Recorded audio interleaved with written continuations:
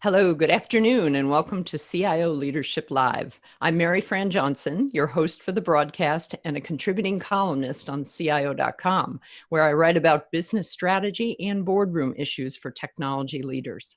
Twice a month, we produce CIO Leadership Live with the support of CIO.com and our CIO Executive Council.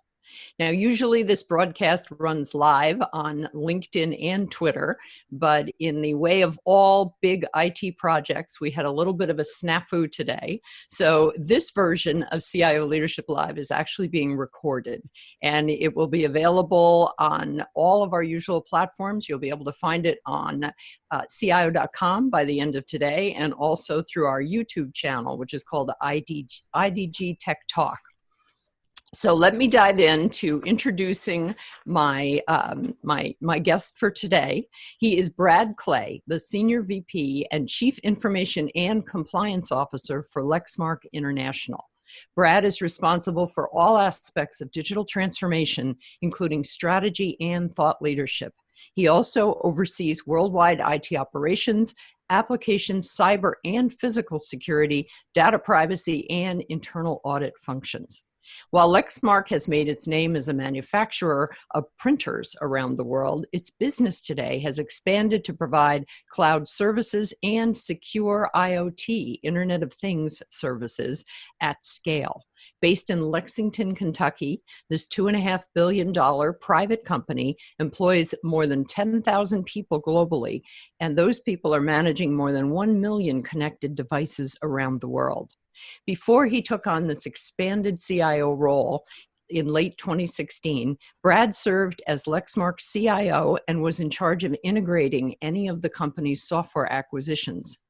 He's a Lexmark veteran who joined the company in 2002 and brought with him numerous business and IT roles that have spanned Director of Finance, Planning, and Sales Operation throughout North America, plus a number of different positions in global solutions delivery and architectural strategy.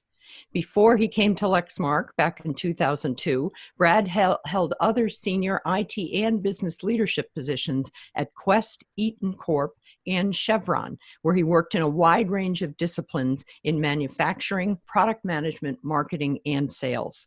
With the bulk of his career spent on the business side, he approaches his CIO plus expanded role a bit differently than many CIOs who have come up through the technology ranks.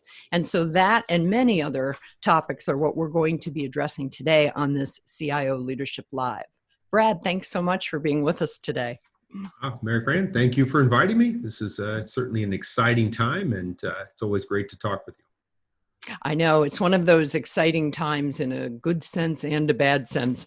I often start out on Leadership Live by talking about whatever is disrupting the world around us. And of course, that used to be about marketplaces and trends in the market. Today, when we say disruption, I think we immediately think of the COVID crisis and the impact that it's having on individual companies and also just on the broader landscape around us. You have had at Lexmark, you have one of those great success stories about pretty much being able to pivot those more than 10,000 people around the world from working in corporate offices to working at home in just a few days. Tell us what the last couple of months, how you did that so painlessly, and what sort of impact that's been having on your business, if any. Well, so it's obviously a great topic and one that's really very relevant right now. You know, for Lexmark, several years ago, and I'd go back to the beginning of 2018, we had been looking at the future of our business and how do we enable really work from anywhere. And one of the really the directions that we had there was to reimagine how we enabled collaboration, how we enabled communication, how we could enable really an individual to be connected within Lexmark, both the network as well as socially, right, with his or her peers. And we reimagined how that would happen, or how that could happen. And it led us to really eliminate kind of the best of breed approach we had, which is a bunch of applications that we had that really ran autonomously and were loosely connected. We chose instead the Microsoft platform with Teams and Outlook and Exchange, et cetera.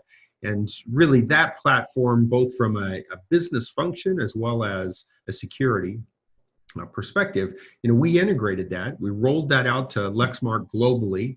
And, we had completed that by the end of 2018. So it was going into 2019. So we had a fair amount of experience with it. Adoption was actually really good on the platform. But the level of usage and maturity was still coming along. Sure. Then, we hit March 15th and we declared a business continuity event. And we went from essentially 0 people working outside the office to 95+% working from home. And that's, when we think about our business, that's everything from TSC agents, technical support center, so someone that answers a call in a call center in Colombia or in the Philippines or a number of locations around the world, to shared service centers, to development centers that, like in India, where they had complete lockdowns in the Philippines and in India. So everyone left the office, closed their doors, went home, and picked up working 2 days later from wherever they were. And for us, that happened very seamlessly. The continuity, the aspect of being able to actually work from anywhere and still be able to deliver the business results, meaning the shipments that needed to happen, the orders that needed to get processed, the customer calls that needed to be taken, as well as from an IT perspective, our ability to continue doing the work that we were doing before.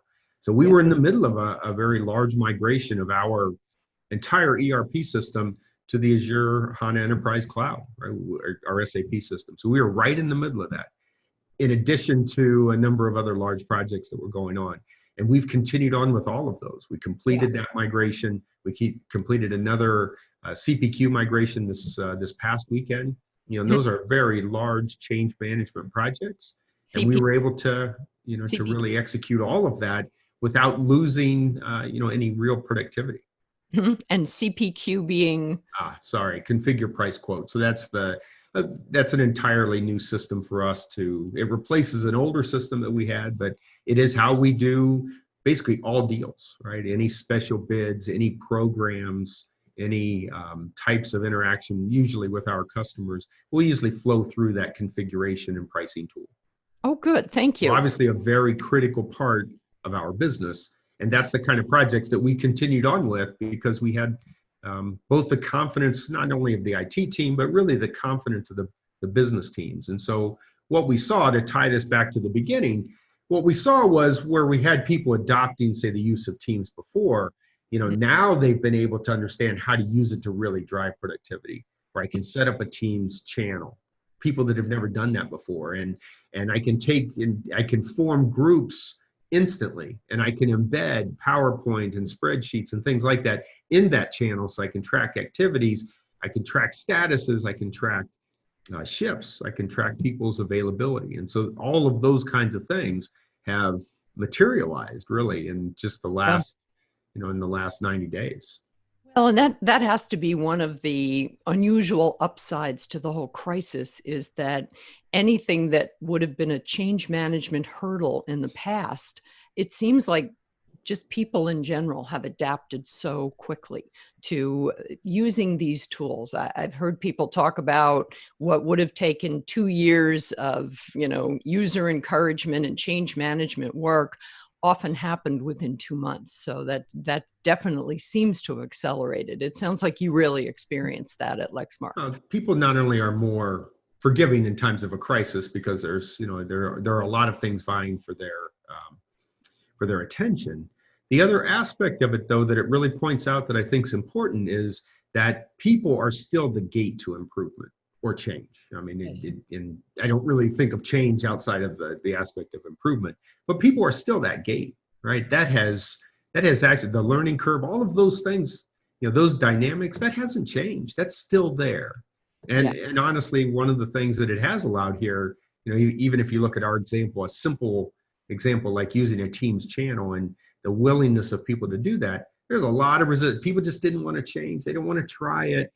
But now they're working from home. They're forced to try it, or they have a specific issue, and and somebody shares with them how they can use technology to solve that issue. And that's the thing that when we talk about for our company, what's next, right? This workplace, how do we capture the positive lessons, I'll say, of workplace flexibility? How do we capture those positive parts Mhm. and not lose relationships and the other things that, that may be at risk because you're isolated, you're physically more isolated. Yes. Yeah. Well, and whenever I start throwing around terms like digital transformation, I always remind myself that it's such a huge buzzword, kind of like saying innovation or IT leadership. You always want to get a little more specific and Yeah. have a couple of how-to examples. And the digital transformation that you and I have talked about happening at Lexmark has been about transforming from essentially a traditional manufacturing company and the way those operate and look at the world to more of a technology company. Talk a little bit about that and how long that process has been taking. And I think we've already mentioned some of the things that have now sped up because of the COVID response. Yeah, what I would say there is that the thing that we discovered, the thing that I discovered, right, in terms of going through that process, that transformation, was the need to collaborate and operate differently. So previously, in a manufacturing perspective, development, they focused on hardware products and firmware. Mhm. Now development focuses on developing cloud and other types of solutions, but then someone needs to run that, right? And the collaboration or transformation that we've had within Lexmark has been IT transitioning from being focused on the back office and delivering, trying to make IT, as I often hear people say, making it boring, right? So nobody will ever call me. That is not the IT organization that we have today. Today's IT organization, I think, is the most exciting place to work because we're getting the opportunity to help every business area change, reimagine how they do work. Now, if Yes. we take that development example, there's now a collaboration between development and IT that never existed before. And it's there because development builds it. Mhm. I'd say a cloud application like Cloud Fleet Management or Cloud Print Management, or a couple of our products, and then IT we run it, right? So they build it, we run it. So we have a DevOps pipeline, the CI/CD pipeline that is integrated between the two. We have what we call the One Lexmark Cloud, and that One Lexmark Cloud is really the digital transformation because Okay. we have now it is really one Lexmark. So marketing, development, IT, those steering committee, those product alignment meetings are a collaboration now of I like to believe the best resource or the best that Lexmark has to offer because we're pulling that from every one of these organizations and bringing it to bear on a customer problem to deliver, an excellent service and product. Hmm. Well, and this has led you to one of the big things I want to make sure we talk about and kind of explain what it means. And you're the first person first CIO that I've spoken with who has described it this way: transformation as a service. We all know the as a service. There's software as a service and platform as a service and all of the other as a services. I've never heard of the idea of bundling together a transformation initiative and offering that as a service. So tell me about that. Where did that idea come from? Yeah. So that really came out of a lot of these discussions. It's, I can't take credit for the name. That's some of my team have come up with that, but it's really a different way for us to approach, and marketing hates the term because there are lots of as a service buzzwords, but primarily it changes the focus from project-based interactions with IT to continuous interactions with IT. Okay. Because when we think about the way when people try to engage IT, they show up with an idea, they want something, we form Yep. a project, there's a workshop, and we go from there. Yeah. Now, transformation as a service is different. It's different because it bundles together two fundamental capabilities. The first is the ability to create deep business insights, right? So how do I create learning? That's the digital thread that ties together all of the components of our business from a data perspective so that we can answer the most difficult questions for our business users. We can answer those questions quickly. Hmm. But with that, you also need the digital asset. And the digital asset is really it's a different idea, right? It's a different idea because we are trying to containerize the business process, the application, and really all the components of it. So if you think about what Docker is for code, The Yeah. digital asset is for the business process. And so we want to, on a continuous basis, be able to take that deep business insight, the answer to some question, and we want to be able to go change the business process or create a new business process and do that quickly, right? I would say instantaneously. And so that we are able to learn and put into action instantly. And Oh, that, in essence, that is the essence of transformation as a service. We want that to be a continuous thing. The digital asset, when I talk about containerizing that, yeah, it has both the business process definition, it has the application definition in it, but we actually tie everything into that asset. So if you think about training plans or you think about testing, right? Testing is a great example.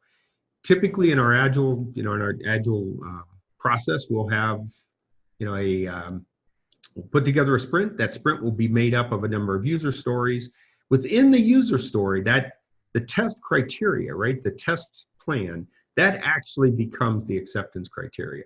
And so now we have a container that shows not only here's the thing I'm going to go build, and it impacts the application, the process, the data, et cetera, but everything all the way down to how we're going to test it is built into that definition of the asset. And that's really the idea, right? Is to be able to learn and put into action as quickly as possible. and so the DevOps example is one concrete way you've done it. If I was someone sitting on the business side of the company, what would you point to that here was something that might have been a project to begin with, but actually became the service that transformed what you were after? What's another example on the business side? Actually, another great example is what we call days to depletion. So we have an opportunity to look at a printer, and a printer will tell you that it is low on toner, and it'll tell you that you're low on toner, and you get a little light on the screen, and it's doing that based on a position of a sensor or a position of a paddle or some other device within the toner cartridge. But really, to predict when it's going to be empty requires a whole lot of other data, right? Light, time of year, seasonality, the type of industry that you're in, the usage that you've had up to that point. Okay. And so, I'd like to use the example of a school district, right? A school district typically would print a whole lot of paper right up until the point that everybody leaves.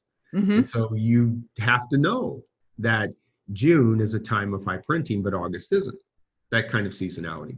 And so we've been able to take the digital thread, we've been able to take that kind of sensor data, marry it with other data that we have about usage around industries, and even the number of users that are assigned to a printer. So that's going to be something that comes out of the cloud statistics. Marry that together to be able to predict within 2 days when a toner cartridge will be empty, which means that it is about 75 or 80% more accurate than it was before. And so instead of 15 days, we're down to now 2. And, I like to say that, it avoids, we want to know the exact day that a cartridge is empty, not a day before, not a day after, because both of those are, one's a bad experience. I couldn't print and I needed to. And the other is actually waste. I took it out too early, right? There was still toner left in the cartridge. And so that is a real world example, and that's changed how we think about, how we calculate, how we estimate, when a device will be in fact empty. And it is leveraging information from this digital thread where we have all that data that we can tie together and do that in a constructive way, and really again reimagine how we calculate when we send a cartridge out for refill or replacement. Well, I can't imagine why your marketing people don't love this, because usually marketing is so interested in anything that's just a new way of thinking about something. But as we were talking about this earlier, you did make the point that in order to pull off transformation as a service, you need to have a lot of trust between your IT division and your business people. Let's move over and talk a little bit about what you've done to build and establish and further that level of trust. Wow. So it's really the cornerstone of driving change, right? So as we think about what we have focused on, for IT to have more influence, for IT to be a better partner, for IT to help drive transformation and collaboration, trust is obviously a big piece of that. And so we really focus on four things. And the first is, not surprisingly, is around accountability. It's around competence. Mm-hmm. And I think we earn that through operational excellence. So Mm-hmm. when we're able to maintain systems, we're able to create what I like to call a zero defect culture where we just don't have incidents. Then you have more credibility. You have that, and we own it, right? That's accountability. That's the competence.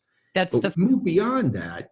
foundation working flawlessly, essentially. That's the idea, right? You don't have to think about it. It's like the phone service. It's there. If you pick up, you get a dial tone. That's right. And when you pick up and there is no dial tone, it's a really bad feeling, right? And people then infer why it's not working, and they always go to the, well, you just only care about yourself, or you're not competent. So that's really the foundation. If you don't have that foundation, it's hard to move beyond that kind of hierarchy of needs up the chain. The next is communication. One of the things that I find in IT is that a lot of I won't even say it's just IT. A lot of technology roles tend to be very insular because you have individuals that are really just confident around what they do, and they don't really like to branch out. They don't, in a lot of cases, they're introverts. They're not extroverts, right? They're not, the marketing side of it. And so you have to get by that. Without communication, there's no relationship. Mm-hmm. And then the last part of that, so this is the fourth piece. The fourth piece is empathy. And empathy is, to me, that's the goal, right? That you are interacting with members that you support, other areas of the business, and they feel that you really get it. You understand what I'm going through. You understand what it's like over here.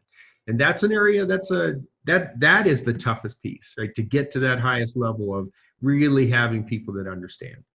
And to build that, one of the things that I'd say that I try to do personally is actively recruit from other areas of the business, to have them come into leadership roles in, leading our front office, for example, was a lady that it came out of our management services business. Mm-hmm. My CISO actually came out of our R&D organization, where he was doing firmware security. And, everybody, they come in and like, I don't know anything about IT. And I said, we can teach you about that. We have training around ITIL and around operations and around GLASS, which is our internal agile development process.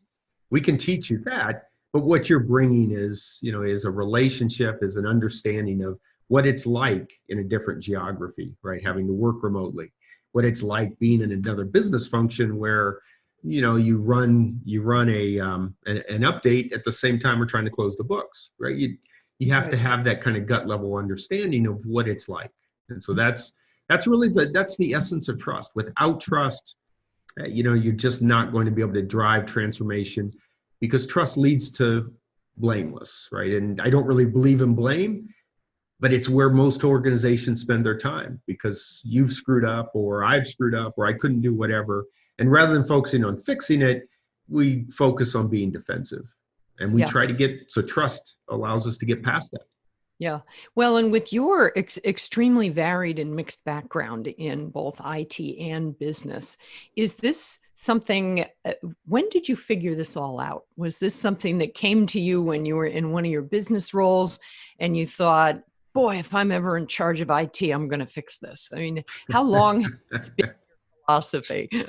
Well, I wasn't sure I'd ever even be in a CIO role. It was, I was headed down a CFO, another, a number of different paths. So, no, it really was, I would say it was several years ago. When I came into the CIO role, one of the things I discovered was that was a number of those issues. We weren't communicating. The prior, my predecessor really his view of the world was, I just don't want anybody to call me, right? I should just, I want to make it boring. That's the goal. Yeah. I thought we had an opportunity to do more than that. And really, once we started defining our agile culture and our agile methodology, then, when we defined, we used some of the learnings from Spotify with Tribe and squad leads and building the Scrum, really our schedule across all of IT. then it became obvious that we had some opportunity to go influence.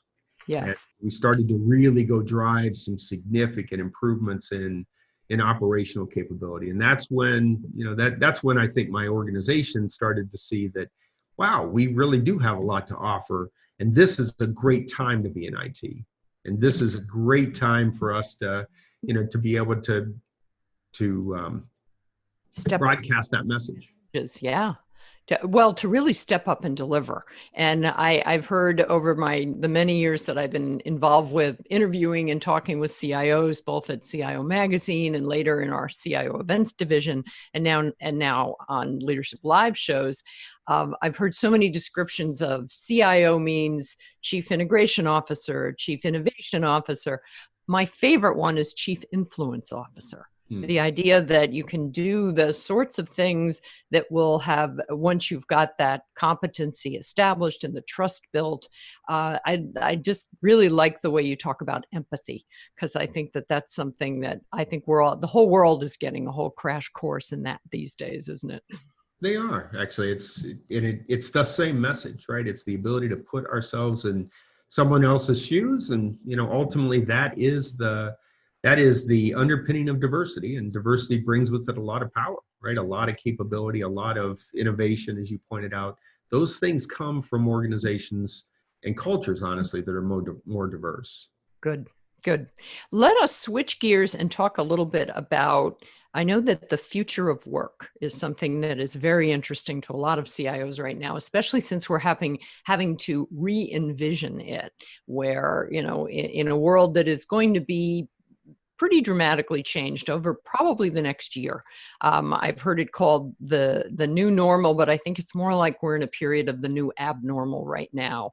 And one of the things that people always think of when they think of a future of work where more people are actually from their homes is the cybersecurity implications of that.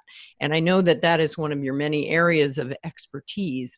So talk a little bit about the kind of concerns that you've had as the CIO in your CIO expanded role at Lexmark about making sure you're delivering on the security with a much more diverse and scattered workforce in their homes. Well, primarily what it points out, right? I mean, the thing that you see there is the role of segmentation, and the need for least privileges and the need for zero trust. Right. And so, we call that, safe access for everything. That's kind of our internal, branding of it.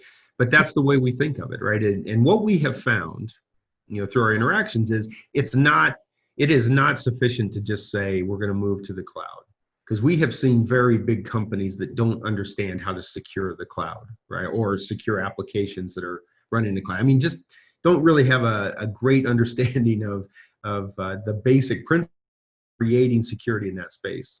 And at the same time, Amazon and Microsoft knows, I mean, they've pushed down power to the developer, right? So these application security groups or network security groups and resource groups, I mean, you're really able to go, as a developer, you're able to go do all of that. And before, you had a specialist that understood firewall rules, understood connectivity, that understood, I'd say the need for a different path or different protections for enterprise versus email, for example, although both are obviously important.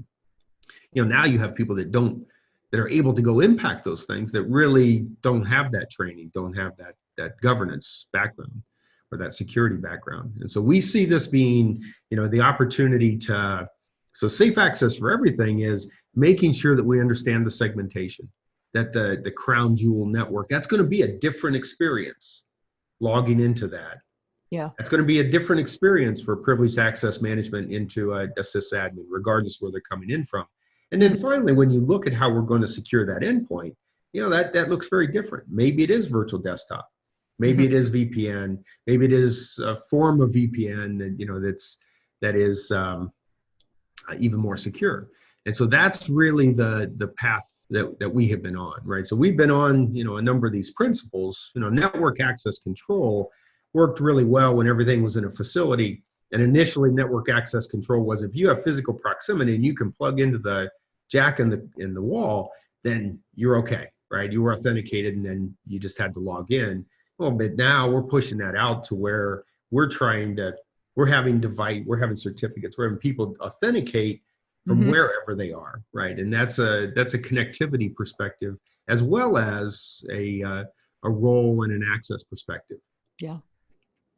Now, I'll add just one thing. It also points out the need for a shift, better collaboration between IT and the business area, because when you think of role-based security, it either ends up being the manager that makes a decision or an IT person that makes a decision, or I think the best case is a business process owner, right? Where there is somebody that is accountable for ensuring that Mary Fran's access is in fact right, that she should be able to get into the source code repository, or she should be able to get into this planning system. And so that's where we see the shift. That's the shift we've been going through internally, moving from where it was really seen as just a technical need to where now it has to be a core business responsibility. And ultimately security is the responsibility of everybody, right?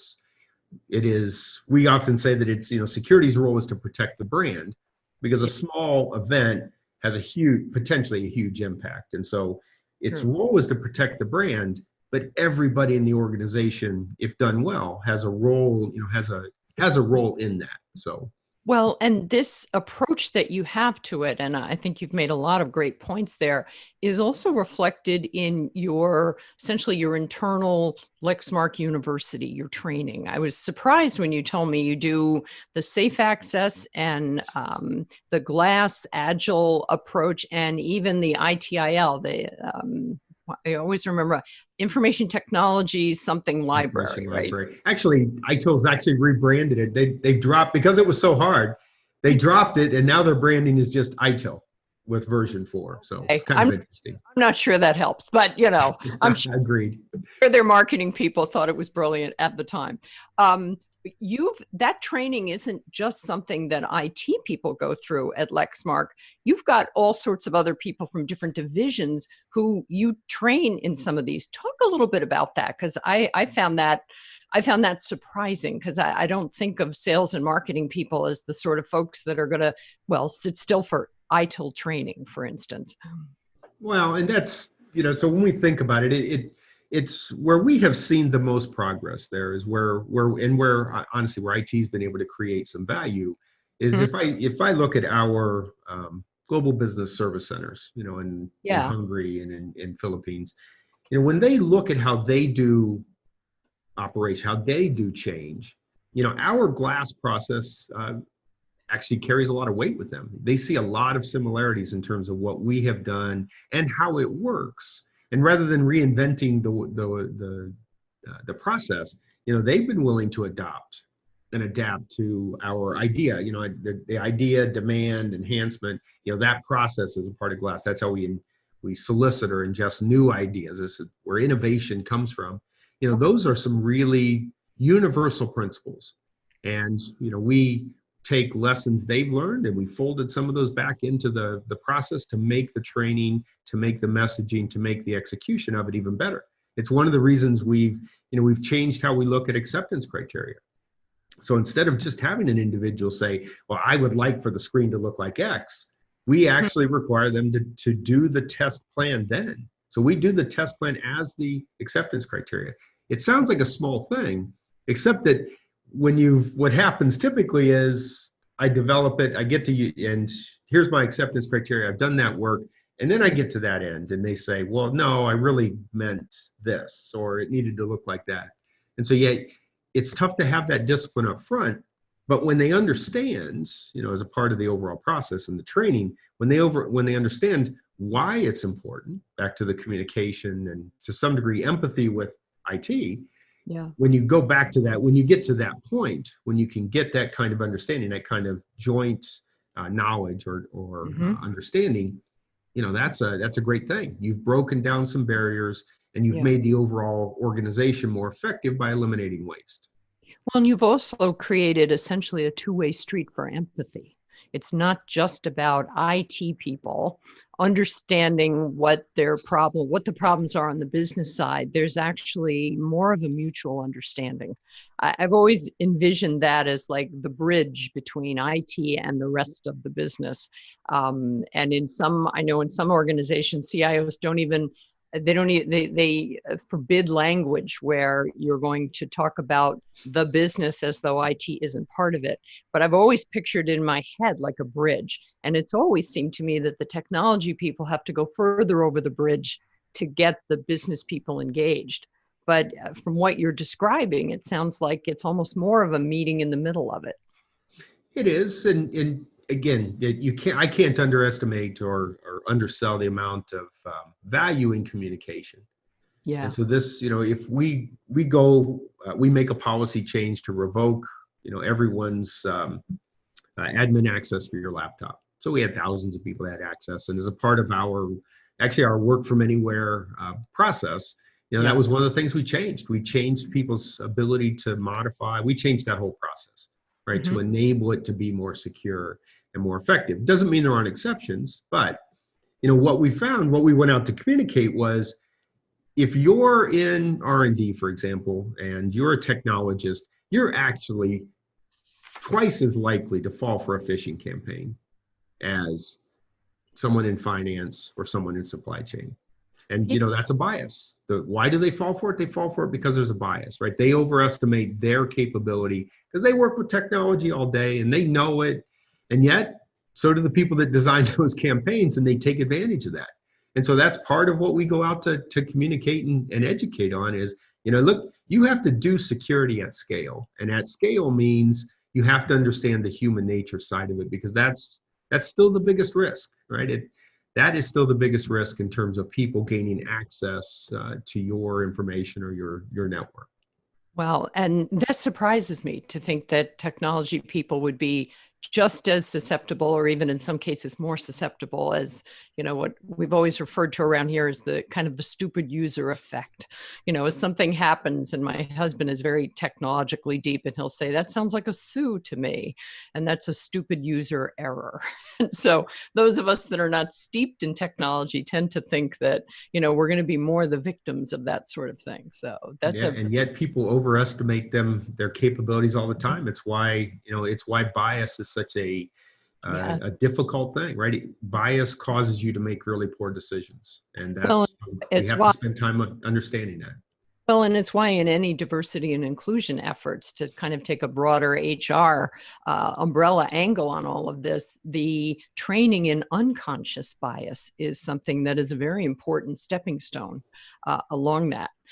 I wanted to circle back and talk about creating a zero defect culture and what that has actually meant at Lexmark. And it sounds like something very technical and very cybersecurity related, but the way you described it to me, it actually is, again, with that kind of empathy angle, it is actually got a much broader lens about building that trust between IT and all the rest of the business. So talk about that, about what led you to push for this and what it means at Lexmark. Well, this is a great topic, and ultimately we want to kill the IT ticket, right? We want to kill that incident ticket, and when you really boil it down, you have to understand where that comes from. And it's really something I learned in manufacturing, building factories and implementing Six Sigma there, where you really have to have a deep understanding of the number and type of opportunities for a defect. And so when we think about a zero defect culture, it's really an understanding of all the modes of failure, and then going and addressing them. And so internally, one of those things that was really hard to overcome is developers tend to build something, throw it over the wall, and then operations just has to deal with it. And so as a part of that, we started doing design for operations, or design for supportability, so that we start measuring. We have KPIs and we have performance goals for all of the development teams to ensure that they understand the impact that they have. Because they can make it more supportable or less supportable. It's really it's not necessarily DevOps, but it may be the intent of DevOps, where you would have someone that really understood the code also supporting that.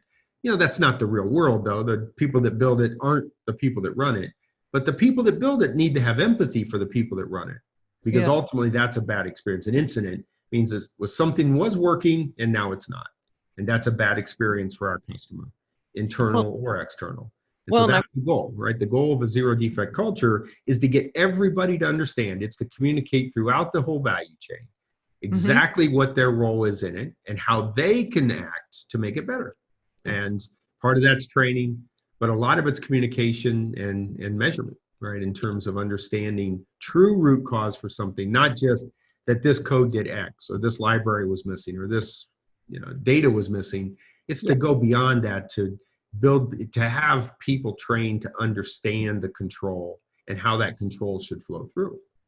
Well, and that even a term like design for supportability is so much more, so much easier to understand just as a regular person or as a regular employee of a business than when you say DevOps. Dev again, it's one of those Right. very technology specific term.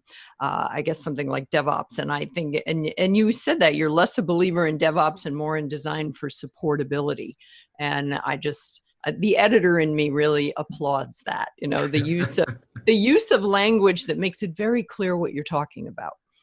Which is why I wanted to ask you more about the zero defect, because that it sounds like zero defect culture was something that came from more of the business side of your No, experience. it definitely came from my experience in manufacturing. That Yeah. many IT people believe they can't do anything to influence incidents. And I've had partners of ours come to me and say, Brad, we've got an offering. We'd like to automate incident management. I'm like, well, I really don't want to automate incidents. I'd like to eliminate incidents, To get rid of. because automating something that you should eliminate is honestly the definition of waste. So Yeah. that was really the, part of the goal there, right? Was that and actually in a discussion with a partner of ours, they said, hey, we've got this offering. We could go drive, 20% improvement reduction in number of incidents over 3 years. Hmm. I got to tell you, in the last 3 years, I've seen a 50 to 60% reduction in the number of incidents Mhm. every single year, to where now, we have half the incidents in an entire year that we used to have in 2 weeks. And Well, so no, that's what's possible, right?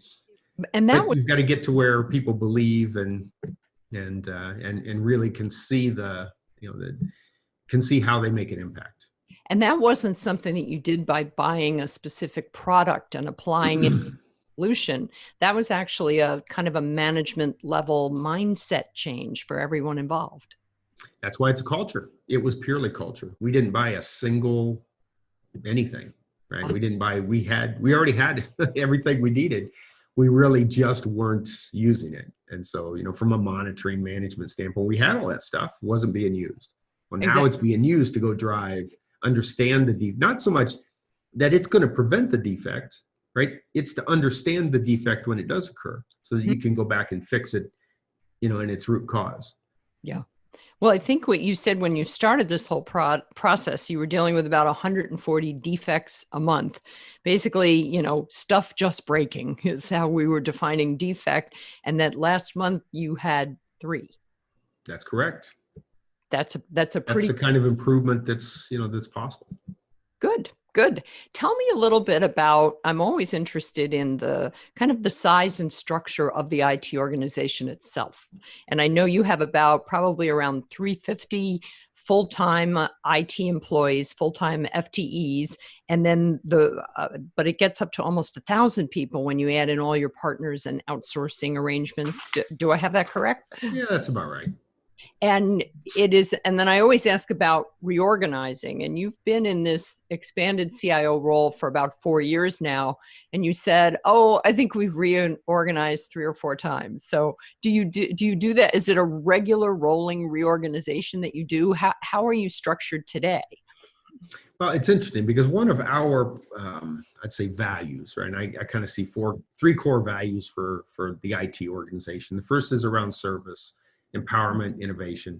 But service means that we're delivering an excellent service, right? There's an excellent return or value for what we do, and that we are going to have one Lexmark, means one IT organization.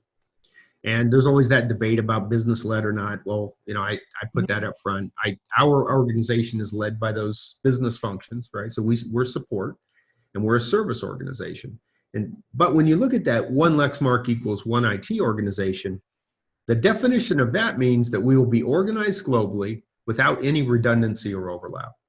Mm-hmm. And so what I found is that, we had global operations, but every geography, every local organization was trying to do everything.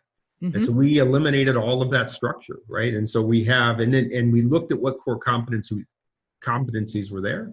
And we actually kept reorganizing until we got it right, or we felt like we had gotten it right. Mm-hmm. And so today, I have architecture that's really kind of here in the US. I've got support that's in the Philippines. And I've got a development support and some operations that are in the Philippines and testing. And then in India is development. And we did that based on what their core competencies were and what they were really good at. And so we didn't ask them. I don't ask them to do things they're not good at. I look at those organizations and I say, it's, if you're good at testing, which, our organization, the Philippine in Cebu, they're excellent at testing. They love it. They're great at it. Yeah. But they weren't very good at development. They did this, the things they were doing generated lots of errors, et cetera. Mm-hmm. And I go to India, that organization is fantastic at development, not so great at testing, just because of the mindset, the methodology, the culture, right? There's a lot of alignment we can do there. Yeah. And that was really the goal. And so we wiped out all of that structure. And when we did that, things got a lot simpler. And I would tell you that in my organization, basically, I only have 2 levels of management. So there may be 300 and something people, but I only have first level managers and then my direct reports. And that is it globally. So out of that entire organization, it's really it's that flat. And that's enabled agility, that's enabled empowerment, it's enabled some aspects of innovation. I think of innovation as that relentless pursuit of improvement in learning. And in learning, there's maturity, and it's, you want an organization. I want an organization that learns very quickly, so that it can mature. And that's really been the goal. That's kind of that at the end of the day, Mary Fran, is kind of the secret sauce, right? Is to get an organization that learns quickly and can mature quickly. Well, and you've, from what you've told me about the organization, that's also led to a very small, almost predictable turnover. I mean, you have people that stay with you for a long time. That's true. And, a lot of my peers, when I talk to them, they put at the top of their list, talent acquisition. Yes. I really haven't had an issue with talent acquisition because we have an organization that is relatively flat. We have an organization that has scored really well on the empowerment, employee engagement scores, right? That HR measures. And my organization scores really well there. And we're able to attract really good people. And, I said this earlier, and it's actually part of the value prop that, that I would sell to my team is this is an awesome opportunity because we're going to go do the things that other IT organizations talk about. And so the difference between us and some other IT organization you may go to, I'll tell you, the difference is we're actually going to go do it, and we're going to do it quickly. And and who doesn't want to go add value and do cool stuff, right? And do really innovative technical things because we believe we can. And we have an organization that's reached that level of maturity where they can go do that. And so it's not that we don't have zero turnover, but it's really low. And the ones that do leave, it's generally for them going into some kind of a much broader role, a much more advanced opportunity. And, I'm here to support that. I see my job as a leader is to make them successful. And that's the essence of being, a servant leader and a service organization is really to make others successful. That's I love that philosophy, and I especially like the servant leadership idea. And let's talk in our few remaining minutes here on our broadcast. Let's talk about 2 things. One, going into 2020 and 21, what some of your top business and technology initiatives are, and has anything changed or shuffled substantially?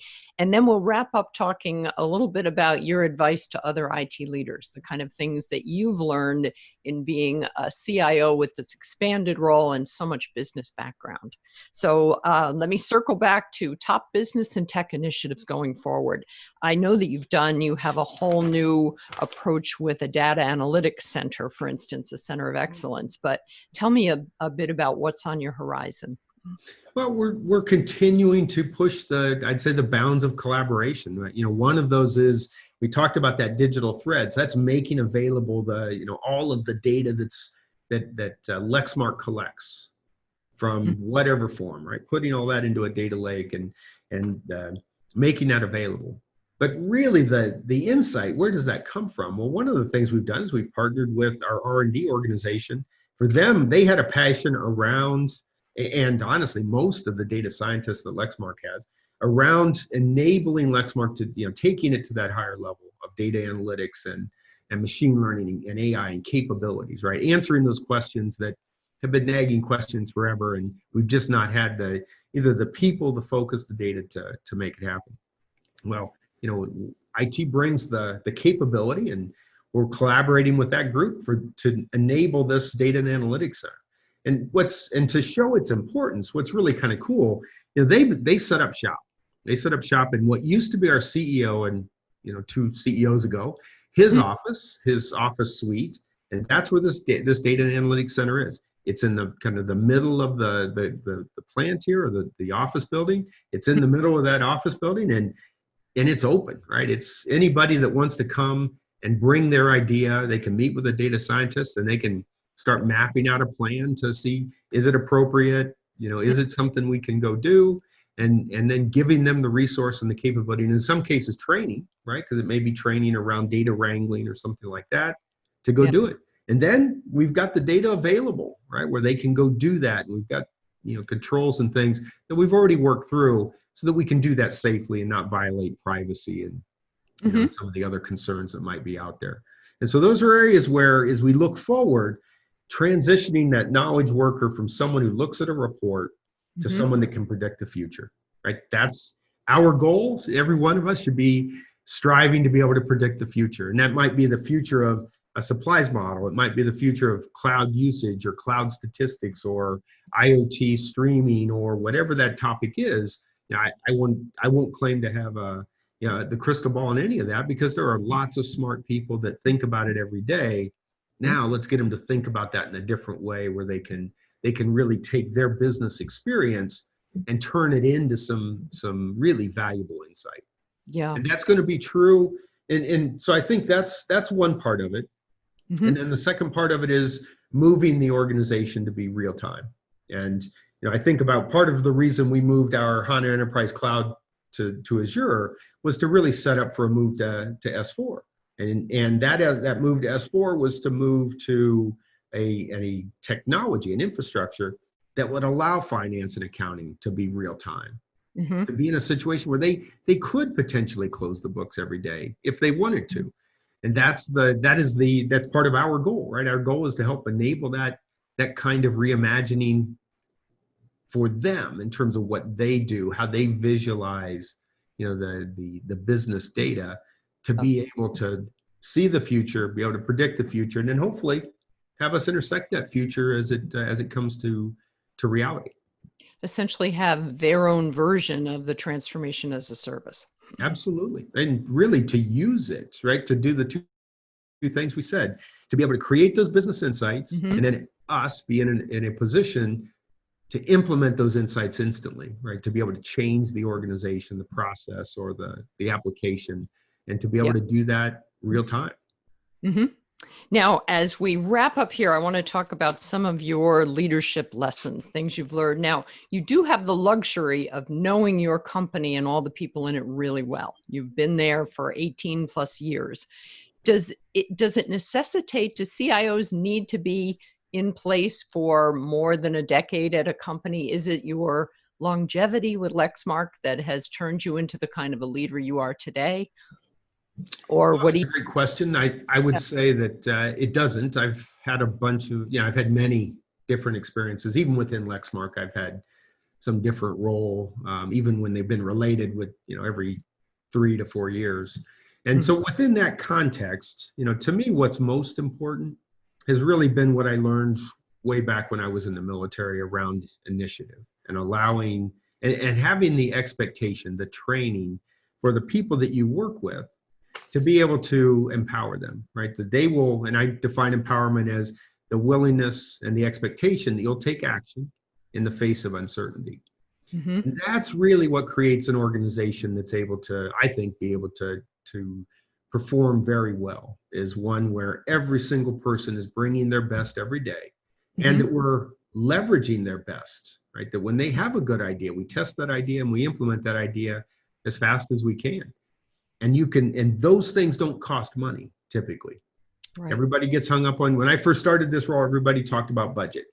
And, from where we were then to now, we reduced the total IT spend by, almost 50% and delivered far more transformational projects than we were doing before. And nobody talks about budget anymore. I never spend time on budget because I believe the unlimited resource that we have shouldn't be money, it should be people. And we free up that resource through empowerment.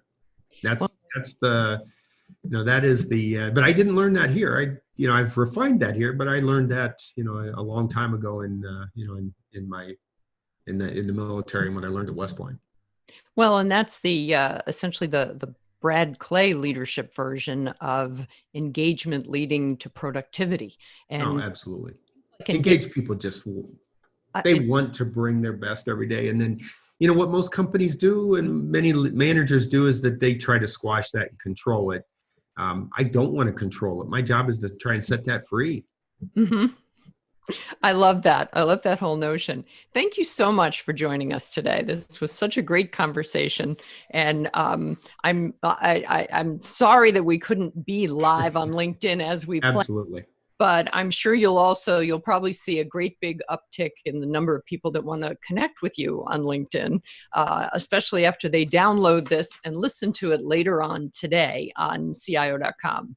So at the close of the show here, I just want to tell you that if you were not able to listen in on our conversation yet, please plan on watching the full episode later on today. It will be posted both on YouTube in our IDG Tech Talk channel and also on CIO.com. And I urge you to take a moment to subscribe to that IDG Tech Talk channel because you don't want to miss. If you're just discovering CIO Leadership Live now, you're not going to want to miss future episodes. I'd like to say every single one of them is just as great as this, but in reality, they're all just so different because I think the role of CIO and the way CIOs demonstrate great leadership in their companies is something that really differs from person to person. I hope you enjoyed today's conversation as much as I did. I was here with Brad Clay, who is the Chief Information and Compliance Officer and a Senior VP at Lexmark International. And I hope you'll plan on joining us for our next episode of CIO Leadership Live, which will be on Wednesday, July 8th, again at 12 noon Eastern. And I'll be joined by Stuart Kippelman, who is the CIO at Parsons Corp. Thanks so much for tuning in or for downloading today. And I hope you enjoyed the conversation. And we look forward to seeing you again next time.